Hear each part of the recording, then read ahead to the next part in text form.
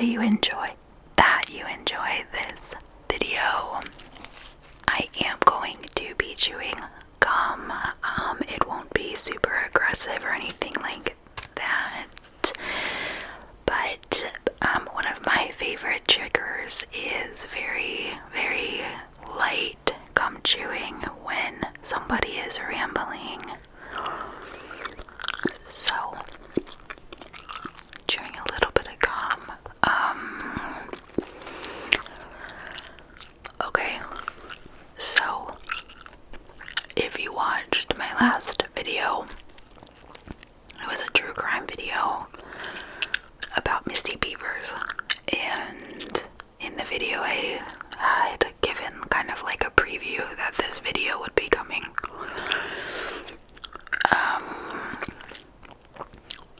I mentioned that I had been really, really busy with work and school and had a death in the family, and in the matter of like a few days I had crazy stuff going on at work. I had to take my chemistry final in college, and then I had to fly to Florida for my grandmother's funeral. Okay, so I am somebody that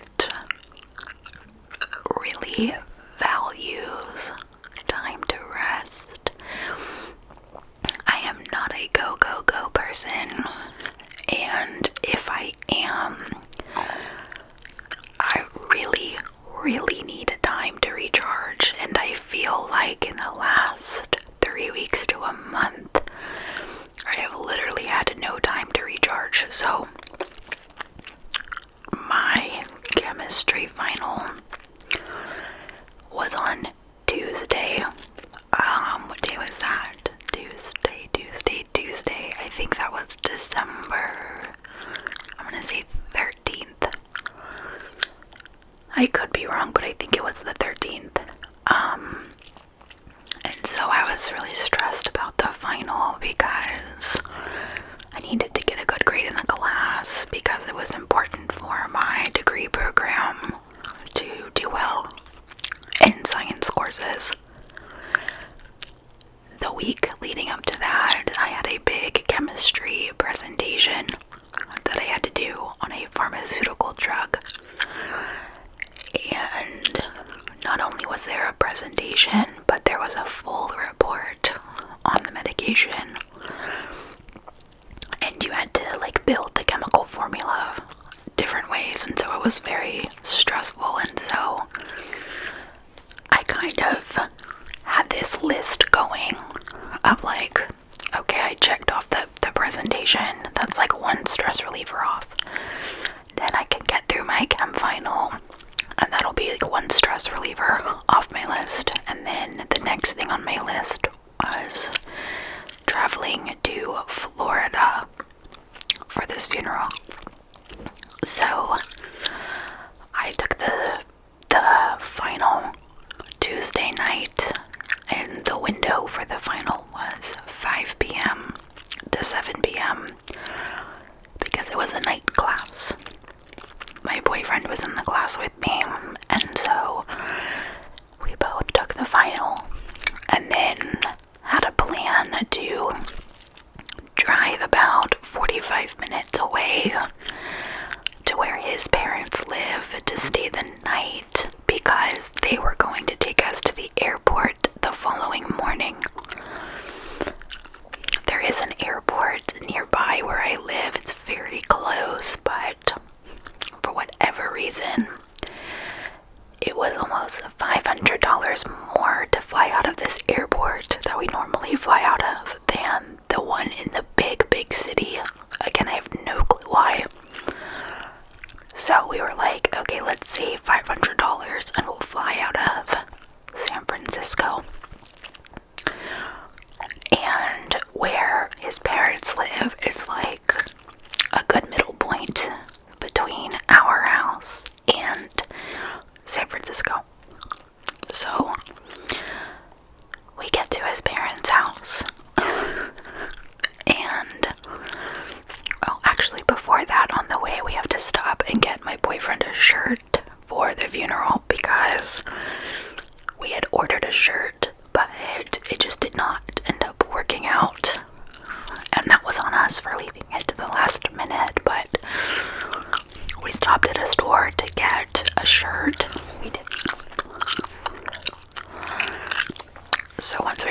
tired. We went to his parents' house, and his parents knew that we were coming.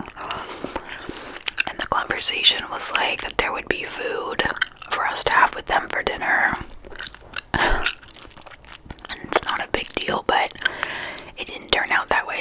A lot of things kind of went wrong that night in that sense, and we were really tired. And our flight left from the city at 6 a.m.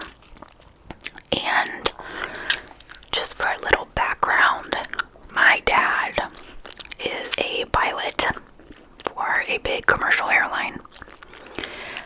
And we purchased my boyfriend's ticket, but because my dad's a pilot, I was able to fly on what's called a non-rev ticket. So basically the airline gave me a ticket for free because it was for a funeral, which is very nice, and I'm very grateful for that.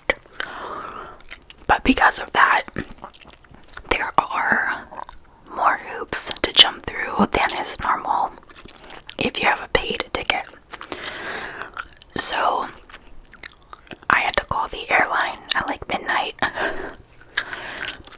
to do something, and that didn't end up working the way I was told it would. So that kind of added some more stress to my plate. We ended up getting up at 2:30 in the morning to get ready and leave for the airport. So we really weren't running off of much sleep, and the sleep that we did get was not great, because for me, I'm the kind of person that's like, if I know I have to get up at a certain time, especially when it's at 2:30 in the morning, I don't go into a deep sleep because I'm too scared that I will not wake up. And this is one of those situations that I had to get up. So I'm sure you get what I'm saying. So I was very tired. But we get to the airport. The other thing, I wasn't able to check in for my flight. Like, that was one of the problems, which was kind of stressful. And when I got to the airport, I had to go to like a little kiosk thing, and it let me check in there. So that was great, good, whatever. All of that ended up working out fine. We flew from San Francisco to Chicago, and then from Chicago to Orlando, Florida. While all this is happening, my sister, who lives in New York City, was also flying to Orlando for the funeral. We had booked our flights so that we would be landing around the same time, so we could just share a rental car and save money. So we end up landing at around like 5 o'clock in Orlando. And during my layover in Chicago, I'm getting all of these texts from my sister, super stressed out, because when she went to check in for her flight, it also wouldn't let her. And when she got to the airport, they had the ticket under a completely different name. They had it under the name Katerina, and I'm not gonna say my sister's name, but that is very, very far off from my sister's name. And if you know anything about the airline, security's pretty tight, and if the name doesn't match, if the name on your ticket doesn't match what's on your license or whatever form of identification you have, you're not getting on that plane. So, long story short, they had to put her on a different flight, which overall, usually, like, that's not a big deal. But because it was a little bit later of a flight, she was scheduled to land in Charlotte, North Carolina at 3:58 p.m. The departing flight from North Carolina to Orlando was at 3:59 p.m. So literally, because of this flight change, it gave her a 1-minute layover, which is essentially impossible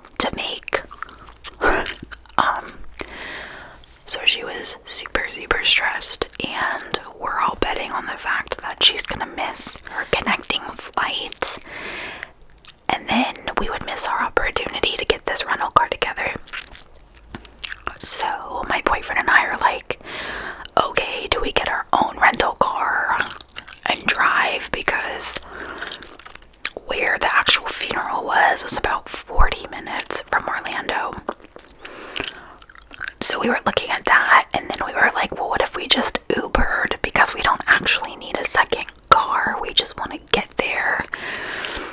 And it was looking like the Uber was going to be like $50, so we're like, whatever, we'll just spend it or pay for it and we'll get there and not have to wait like 4 hours for when my sister actually lands. So, because again, we were exhausted from getting up at 2:30 in the morning. But somehow my sister got on that second flight. I have no clue. I don't know if it was a little bit delayed or if they held it knowing that they had another passenger coming, you know, from this connecting flight. I don't know, but she got on. So she was scheduled to land around like 6:20. And again, we landed at 5. So my boyfriend and I were just like, that's only a little over an hour. We should just wait for her. So we did that, and we went to go get like a snack, and I got some caffeine because I had a horrible migraine, and he got a beer. And for me personally, when I travel, I don't drink a lot of liquid because I have a small bladder, and I don't want to get up a lot on the plane and bug people to go to the bathroom. So, you know, being exhausted, traveling all day, dehydrated, no food, I had a really bad headache. So we decided to wait. So my sister lands, but somehow her luggage arrived before her on her original flight, and her plan was never to check her luggage. She was going to carry it on, but something happened and they made her check it. So what our plan was that I was gonna go get her bag and wait for it at baggage claim, and then she was gonna get in line for the rental car because the rental car reservation was under her name. So we were trying to tag team things, so we didn't take too much time. But then when we figured out that her bag arrived earlier, it had already gone through baggage claim, and because nobody was there to pick it up, it was sent to like the airline office or something, and you needed your ID to pick it up. So that meant I could not pick it up on her behalf because we look enough alike that I could have, like, it wasn't an issue in that sense, but she needed her ID to get the rental car. So we were just like super irritated, but we go get the bag, and then we walk over to the rental car pickup. And you guys, when I tell you this line was the longest freaking line I've ever seen in my life, I about died. We were like, are you freaking kidding me right now? There was no option to do like an express check-in, which I have seen before at other rental companies, nothing online. We all literally had to stand in this line. So we did that, and it took us like an hour and a half to get the rental car. And we're just all so irritated at this point, and tired, and stressed out, and kind of being short with each other. But we finally get the car, and we're like, okay, let's regroup. You know, we're all feeling the same things. Let's not take it out on each other. We were all super hungry as well, but where we were driving was kind of like a little bit off the beaten path of Florida, and I kid you not, there was like no food that we passed on the way. So we found a grocery store though in the town, and we went there and we got some like things to make like a little meat and cheese platter and like a salad and some Powerade to like hydrate ourselves and eat. And then we got to the hotel,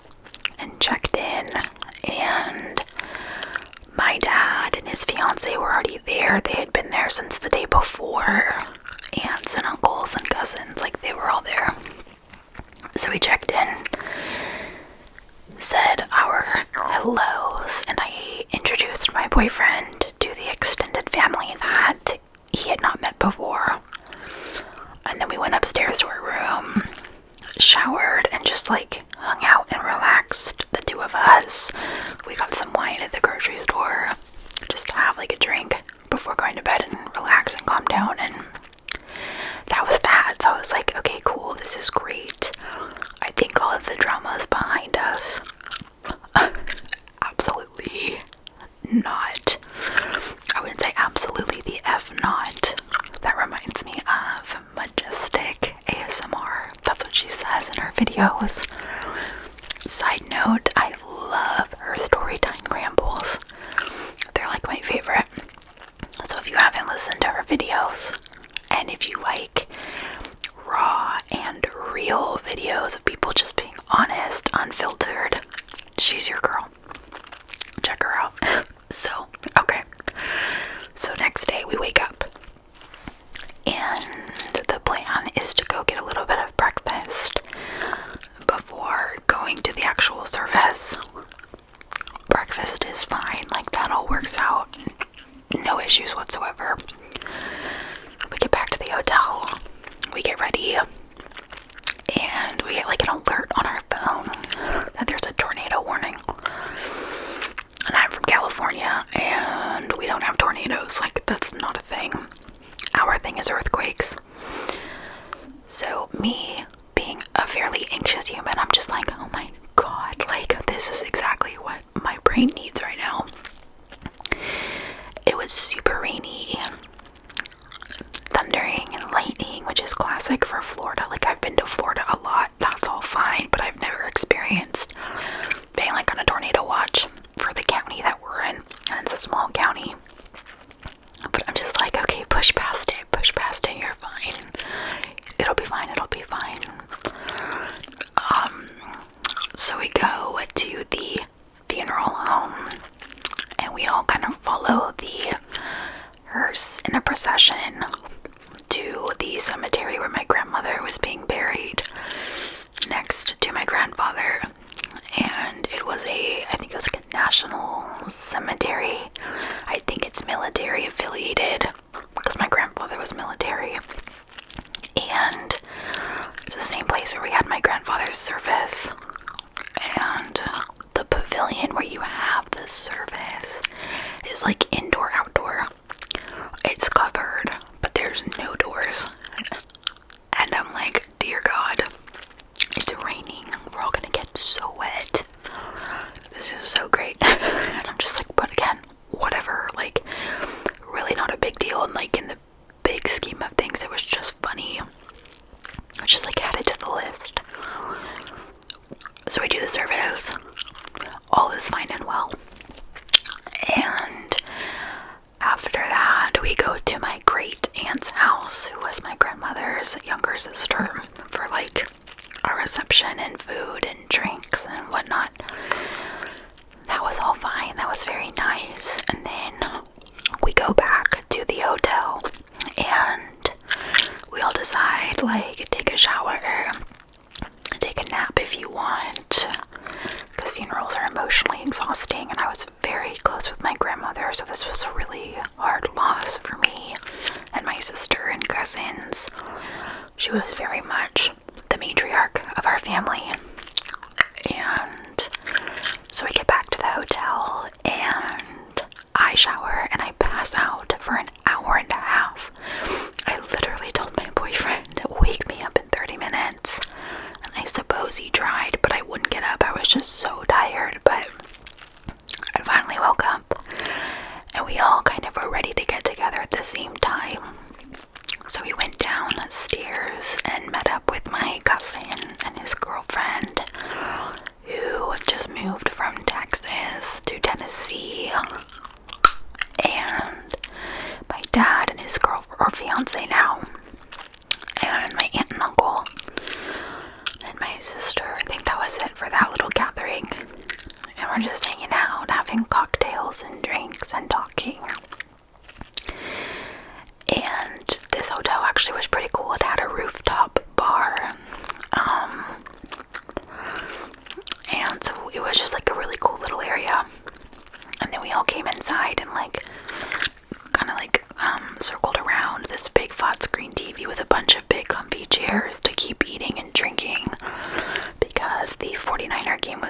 watching the Seahawks. And my boyfriend's a big football fan, loves the 49ers. My dad's fiance is from Seattle, so it was like the perfect rivalry game to watch. But while that was like all in the background, I'm talking to my aunt and uncle, who are very isolated people. Not even gonna lie, like, they live in the backwoods of Virginia. No TV, no cell phones. They're very lovely, kind people, but I will say, because they are so isolated from the world and just people in general, I'm trying to think of a word, like the way to describe this without sounding rude, because it's not, like, it's not a judgment, but their perception of things is very, irrational, I guess I would say, or illogical, and it's interesting. And, like, okay, for example, my uncle had said, like, oh, I read on the news that in California, marijuana is legal. And I was like, yes, that is true, uncle. Like, yes, it is legal. And he's like, oh, does that mean everybody should be doing drugs all the time in California? And I was like, no, like, not any different than anywhere else. Like, yeah, people do drugs, but, you know, I don't look at marijuana the same as, like, heroin or something like that. And he goes, well, what about the homeless? And just, like, is going on and on and on. And the questions are fine, but in our conversation, it was just so clear, to an extent, how out of touch with the real world they are. And, this is very sad. They have lost 2 adult sons in the last, like, 15 years. They have 4 children, and only 2 are living. And it was clear that they have some anger and bitterness still over that, which is understandable, but it was really sad to see, like, the way they view the world and kind of move through the world. So, like, the conversations with them were just super interesting, and kind of emotionally draining themselves, but it was nice to see them and other family that I hadn't seen in a while. And as I think a lot of people can relate to, when somebody dies in the family, especially someone like the matriarch, families can get weird. They get weird about money. They get weird about the possessions of that person. And we saw that unfold. Not with my dad, but it was definitely with some of his siblings. And the way people interacted with each other was just kind of funky. And I come from a very, very religious family. Me and my sister and my boyfriend, and then one of my cousins and his girlfriend that was there. We are the ones that have, like, I'm just gonna say it this way, we feel like we're like the woke people of the family who are, you know, we would call ourselves like more spiritual. You know, we don't believe like this deep kind of culty religion that some of our family has gone down. We have a lot of religious trauma from things we've been through. I am in an interracial relationship. My cousin's in an interracial relationship. But outside of that, on this side of my family, everybody is with a white person. And to an extent, it was like, we both have like kind of received a little bit of like racism with our partners. And so we both are really hesitant bringing our partners to this funeral because we wanted to protect them. And I'm so grateful to both of them for coming. So it was interesting. It was interesting sitting with my adult cousin and his partner and my sister and my partner, and like seeing how we feel like we're the oddballs of the family, black sheep, if you want to call it that, because we feel like we see the world for what it is, and we're all trying to be advocates in our community for, you know, LGBTQIA+, Black Lives Matter movement, you name it. Like, we are very much advocates for that, where other parts of our family are not or don't understand. And so, again, those kind of conversations with people who don't understand or don't see the world the way you do is exhausting. So we had a lot of those kind of conversations, but overall, the day of the funeral was really good. Like, things went well, and there was no tornado. But the story is not over, and I swear this is like the worst part of the whole thing. So the next day is Friday, and we are scheduled to fly home. Our flight didn't leave Orlando until 5 o'clock at night, so we were supposed to get home to San Francisco around 11 o'clock California time. Our first flight was oversold, and there was a wait list of 32 people trying to get on this plane. So it was just like madness and chaos at the gate trying to get on the plane. And somehow our seats got messed up. So we were originally sitting together, but then we weren't. So I got in line to talk to the gate agent to like help us get our seats back. The man in front of me was having the same issue to an extent. He was flying alone, but he had a first class paid ticket. And when he got to the airport and he pulled up his boarding pass, everything changed, and it said he didn't have a seat at all. And he was pissed, which I totally get. So it was just like madness, and there were all of these like technical glitches going on. Oh, and before that, I wasn't able to check into my flight again. And I'm thinking that I would be able to, because my sister was able to check in for her flight heading home, like electronically. So I'm like, sweet, she was able to, then I should be able to this time. Nope. So I get to the airport, I go to the kiosk, I put all my information in, and it didn't let me check in. But on my way to Florida, when I did it on the kiosk, it let it go through. So I was like, you have to go to customer service. And I'm like, oh my god, like, can something go right? So I went up to customer service, and I asked them to check me in and tell them what's going on.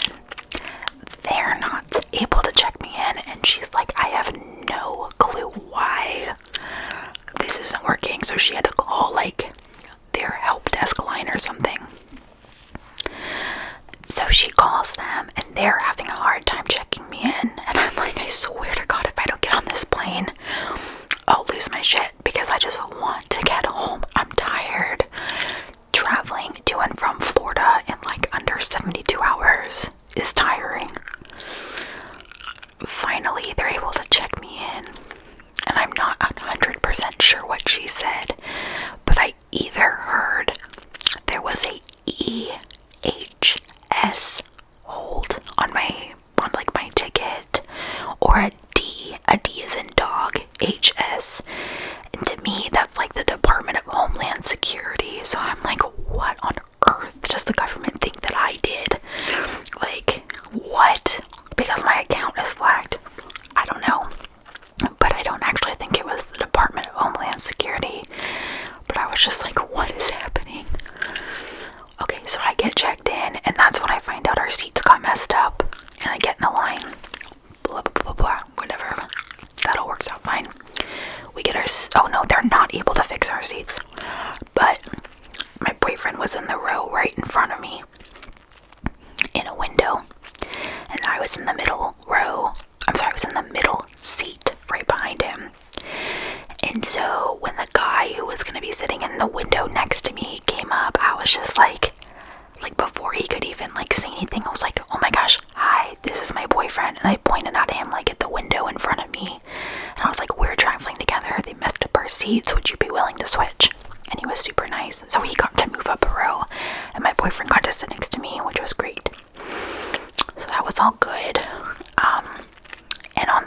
we flew through Dallas. So we get to Dallas. We had like an hour and a half layover, which is a great amount of time to like get yourself some food, go to the bathroom, get hydrated, whatever. So we're like trying to figure out what to eat. There wasn't a ton of stuff actually like by our gate, and we didn't want to travel to another terminal where there were more food options because we didn't feel like we had that much time. But we find this little beer place, and it says that they have like pizza and salad. So I'm like, perfect, like let's share a little pizza and have salad. And my boyfriend wanted a beer. So we get there and they're like, oh, we're out of pizza. And I'm like, how are you out of pizza? Like, this is all you sell. I didn't actually say that, but in my head I'm just like, what the F? Like, I'm so hungry. How is this happening? And then like their salad stuff just did not look good. Like, I'm serious, like it did not look good at all.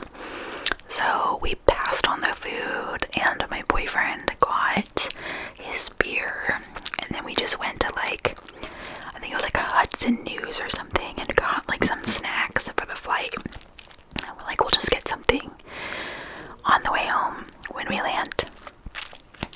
Okay, so we get on the plane. We actually have really good seats on this plane. We're literally in the row right behind first class, so there's a lot of leg room. It's just so much better than anywhere else in like a coach seat. So we were feeling very grateful that we were sitting there. And when you have seats like this, you get like a free alcoholic beverage if you wish. So we're both like, yeah, we feel like we could use a drink. So we both we plan to order drinks. And I'm texting my mom, who was going to meet us at the airport to pick us up, who was then going to take us to our car at my boyfriend's parents' house. We're on the plane, and I felt grateful we even got on the plane because so many flights were delayed, and so many were just completely canceled and not being rescheduled. So it was absolute chaos in the airport as well. But here's the part that is so freaking bad. So while we were waiting to board our plane, there was an exit door right by our gate that basically was like, once you pass through this point, you are now past security, so there's no re-entry. They were like two like rotating swivel doors. Somehow, I have no freaking idea how this happened, but somehow, it's like a family of 6 people. They all get through the security, like they get through this door to the other side, like they've gotten off their plane, they're leaving to get out of the airport. They get through the door, and their like 2-year-old baby is stuck on our side. Okay. I don't think people realized at first what was going on. And then I'm watching and I'm like, oh my god, this baby is stuck on our side, and the doors wouldn't go through. Like, they wouldn't move. This baby is distraught, screaming for his mom, which I would do, like, super understandable. The family is screaming, trying to talk to TSA to let them get their baby. And I shit you not, TSA will not let them because of security reasons. And I'm watching this happen, and a lot of like other passengers are watching this happen. Meanwhile, there's all this chaos happening because flights are completely canceled. And people are like, how are you not letting this family get to their baby?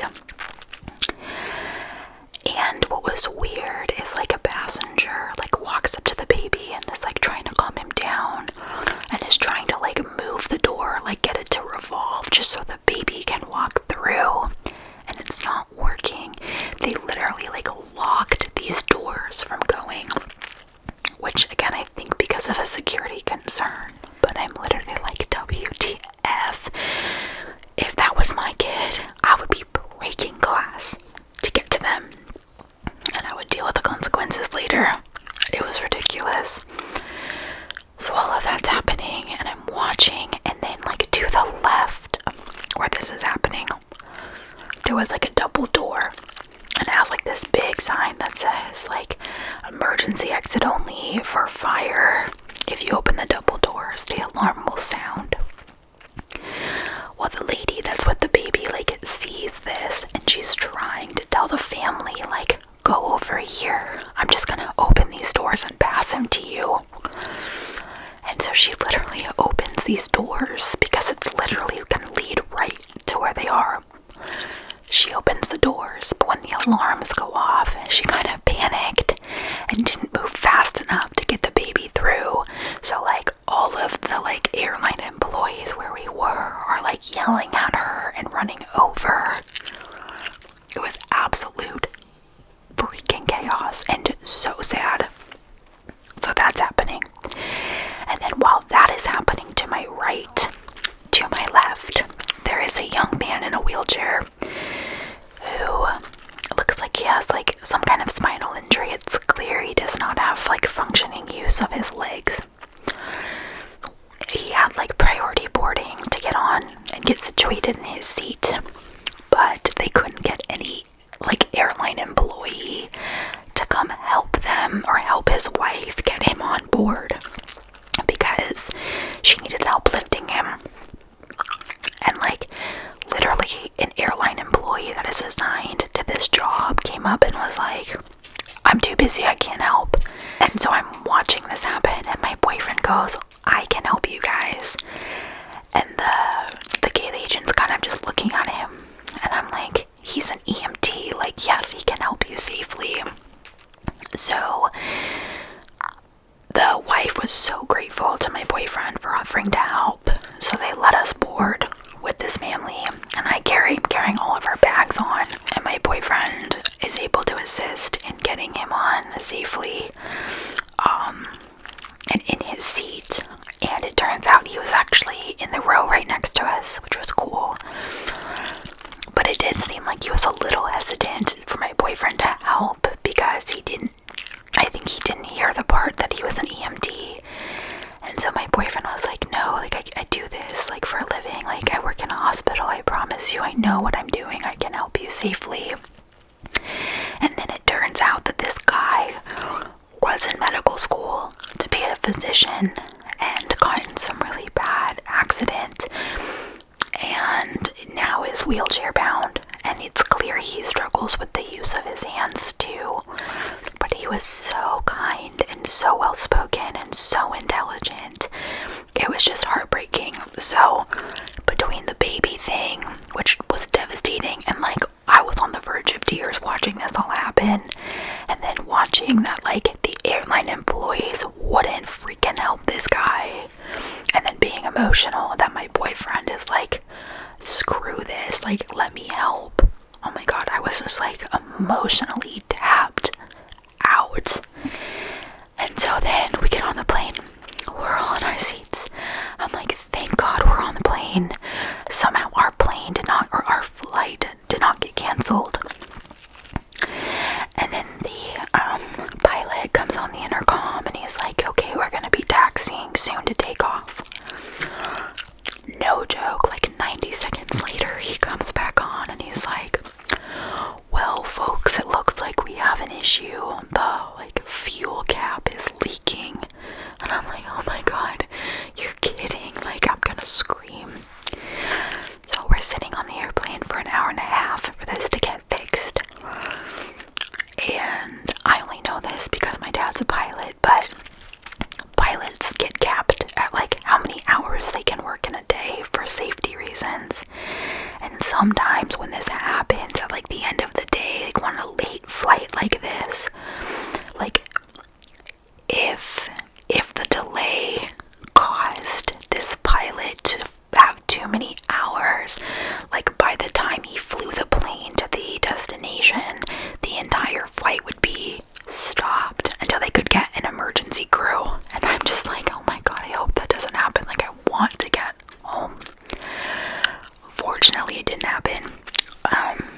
Fortunately the flight takes off an hour and a half late.